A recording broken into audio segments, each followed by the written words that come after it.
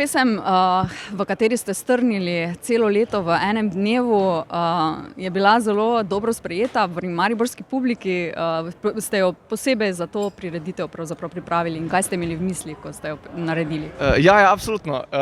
Napisal sem jo včeraj in prvotna verzija je bila mnogo daljša. Imela je še 7 kitic, kjer sem se dotaknil še pa tega, da so, mi dva imeli 1000 nastopov že lani, pa do tega, da je Šank Rock praznoval 40 let. Pa ogromno stvari se je zgodilo, pa pol smo enostavno rekli, tako ko smo dali vse na papir, ok, mogoče je pa, koliko je bilo, 52 kitic, je pa mogoče malo too much, ljudje bodo začeli zehati. Čeprav danes so vmes pol in aplauzirali in ful se jim je dopadlo, tako da mogoče bi šlo skozi 7 minut, ampak v osnovi ta cel koncept, ki sem ga dobil, da kako bi izgledalo leto, če bi trajalo samo en dan, mi je bilo zelo ljubo, in sem se zelo z veseljem lotil tega.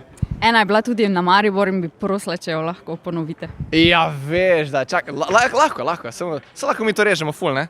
Čakaj. Vem točno, kje misliš in bilo je tako. Ura je 11:02, daj ne nori, zdaj bi že pasali čevapi, se ve. Dve čevapdžinice so v Mariboru in postavijo most, da lahko gremo v obe. Hvala lepa. Ni problema, se vidimo v čevapih.